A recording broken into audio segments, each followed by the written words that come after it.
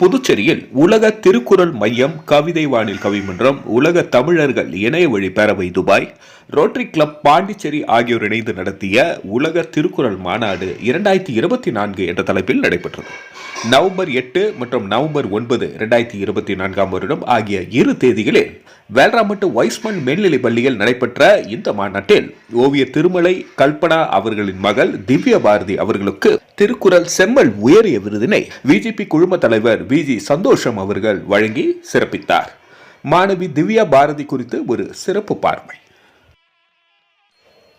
அங்கன்வாடி ஆசிரியை திருமதி விஜயலட்சுமி அவர்கள் அளித்த வாய்ப்பினால் கம்பன் கலையரங்கத்தில் கடந்த 14/11/2013 அன்று நடைபெற்ற குழந்தைகள் தின விழாவில் 2.5 வயதில் முதலாக மேடை ஏறி 15 திருக்குறள்களை ஒப்பித்தார் மாணவி திவ்யா பாரதி.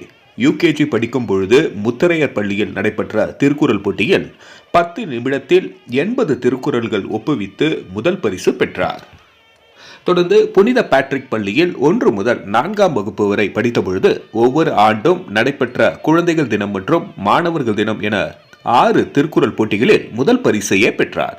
4ஆம் வகுப்பு 2019ஆம் ஆண்டு படிக்கும் பொழுது கிராண்ட் டேலண்ட் ஹண்ட் நடத்திய திருக்குறள் போட்டியிலும் முதல் பரிசு பெற்றார்.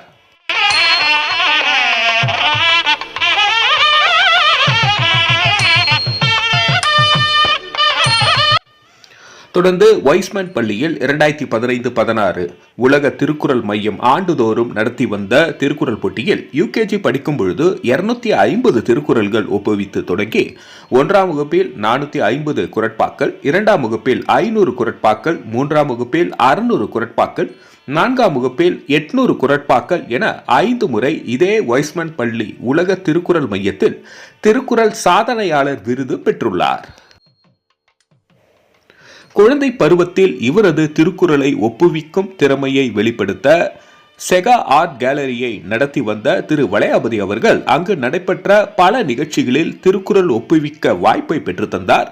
புதுவை முன்னாள் கம்பன் கழக தலைவர் அமரர் திரு கோவிந்தசாமி ஐயா அவர்களும் இவளை திருக்குறள் சொல்ல சொல்லி பல முறை ஆசிர்வதித்துள்ளார்.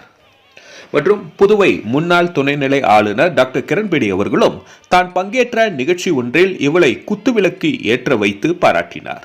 கொரோனா பரவல் காலத்தில் வீட்டிலேயே அடைந்து கிடந்த சூழலை பயனுள்ளதாக மாற்ற வேண்டும் என்று அவளது பெற்றோரின் அறிவுறுத்தலால் 2021ஆம் ஆண்டு 1330 திருக்குறளையும் மனப்பாடம் செய்து முடித்தார்.